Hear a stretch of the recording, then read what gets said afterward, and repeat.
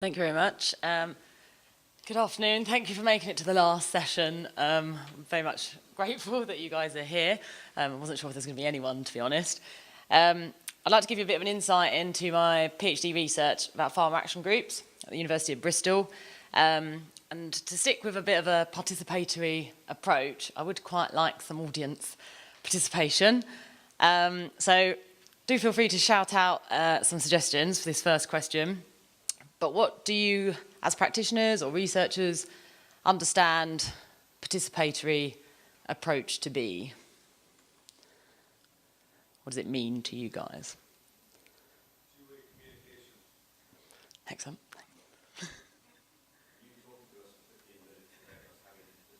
I'm trying to fill up the questions.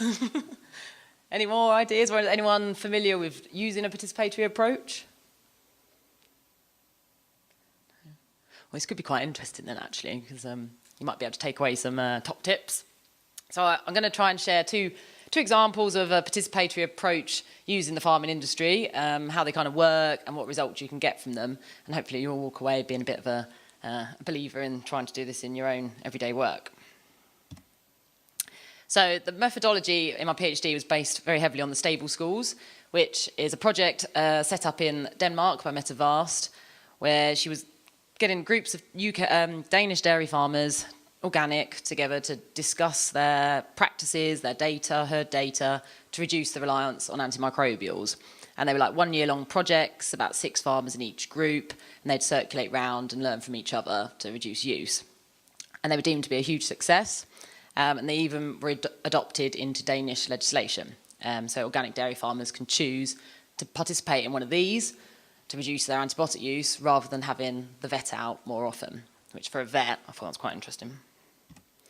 So I took that methodology and we established 5 different groups across the southwest of England in these approximate locations, and we call them farmer action groups.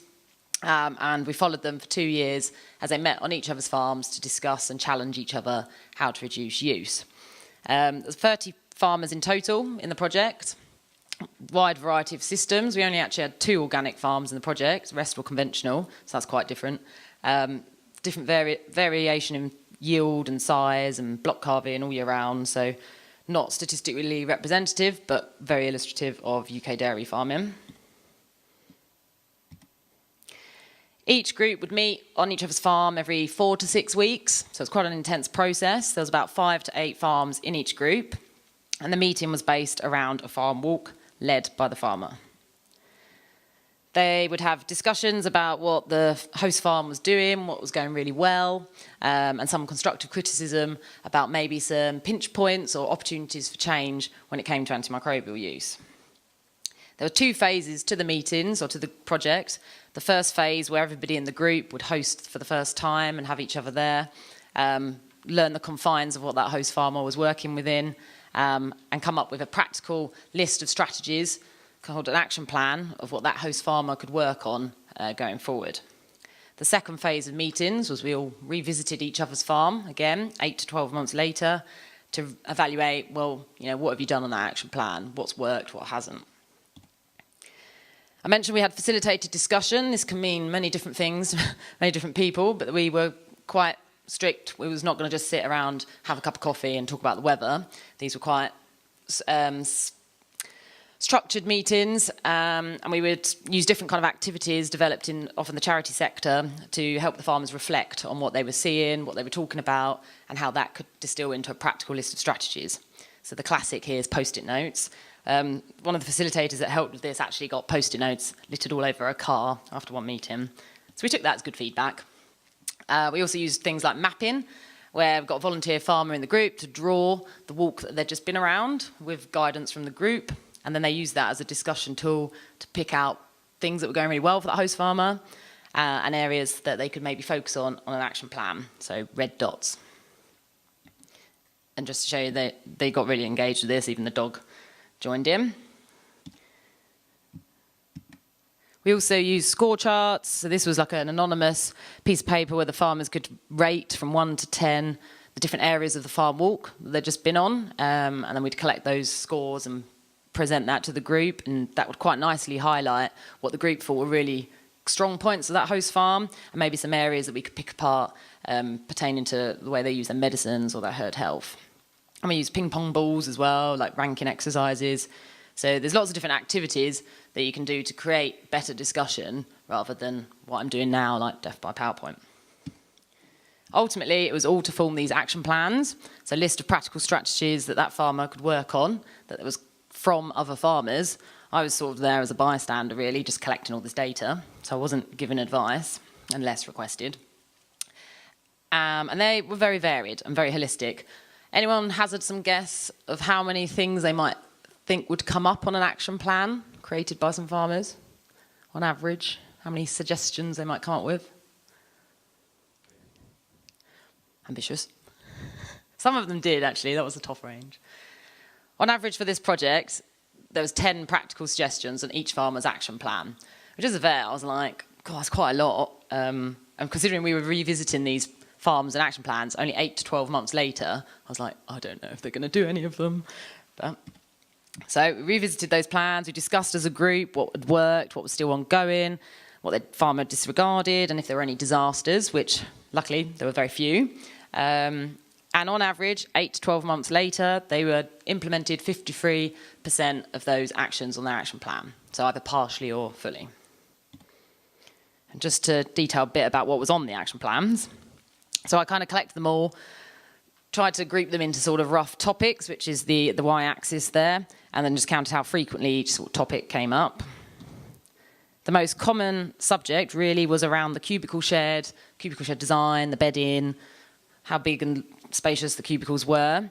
I felt that the farmers not only have a wealth of experience in this area, they're there every day, they're seeing the cows in this environment every day, but they potentially felt quite confident to make changes in that area and saw the indirect benefit that had on cows' health and therefore antimicrobial use. The other top two was calf housing, which we'd shown via medicine reviews, which is a separate part of this project, was another big user of antibiotics, calf health. So they identified quite a lot of, let's say, holes in a farming system around those subjects. And lameness management, interestingly, came up a lot. Might have something to do with our facilitation when we kept asking, do you give pain relief? Do you give pain relief? Do you give pain relief? So that might have influenced things slightly. And interestingly, at the bottom, antimicrobial type and usage as a topic was frequently mentioned, but wasn't the top thing on this list, considering the whole project was around antimicrobial use. Ultimately, it's about practical change on farm. So this is one example on one spring block calving herd, where we spent half an hour in this calf shed, the farmers bandying ideas around about how they were going to reduce the risk of respiratory disease in that calf shed, because the season before, the host farmer had a horrendous outbreak, used loads of antimicrobials, and was like, this is my pinch point, I've got some ideas, what do you guys think? So there was like a little discussion going on there, and this was the result the following season, and there was a massive reduction in respiratory disease on that farm. So this participatory project potentially had an influence on that process. Some other examples here, there's got a rounded brisket board and the curly neck rails, which the farmer had actually seen on other farms when visiting these projects. This practical seeing is believing, and was like, install them on his farm. And he saw that as a really good improvement in the cow's comfort. Now, as a vet, we always like to stick numbers against things, and there's a few considerations with this sort of process. And attendance is something that is kind of often reported to be quite low or difficult in these kind of projects. So I just wanted to show what was the attendance like in this project. And we had 30 participants, and the process would have been every farm would host twice, so there should have been 60 meetings. And there was about 58 for this project. One has been indefinitely postponed, and another farmers moved farms. So we managed to keep these farms generally in for the whole long running of the project. And the mean attendance, so for an average participant in that group, they attended 78% of the meetings, which I thought was quite good, considering this project went for 2 years. It was in all seasons, like silaging, harvesting, calving, because I had a timeline that I needed to get the project done and my money runs out. So I thought that was quite good. The range obviously is large. We had as low as 38.5% attendance on one farm, but we had 2 participants that came 100% of the time. And 27 participants of the 30 became more than 60% at the time. So I think that can be reflective of the value they held in this process. But saying that, it was quite an ongoing process to keep that level of engagement and arrangement. One of the challenges that this approach is trying to engage and recruit farmers. I mean, this is very UK-centric, but the literature does report similar things in other countries. So of the 63 farmer contacts I managed to get through a variety of methods, I don't have time to talk about today, but where I either spoke to them on the phone or face-to-face, 48% of those signed up for the project and carried on until the end. And a further 14% sort of tried it and dropped out, and I have followed up those reasons, so I can talk about that later if you want to know why that might be. So again, it'd be good to hear what you think, if you think that's a good or bad outcome. Again, this withdrawn section, the grey section of 17%, some of those from in-depth interviews wanted to participate but listed time as an issue there. And some of the declined from the outset. A lot of them were organic, actually, which is quite interesting. So limitations to this sort of approach, the Farmer Action Group project, was time for participation. And it was quite made clear at the recruitment process, this is something you buy into, it's a 2-year-long project. So it was made quite clear, and that probably put off a lot of people. But actually those 30 farms,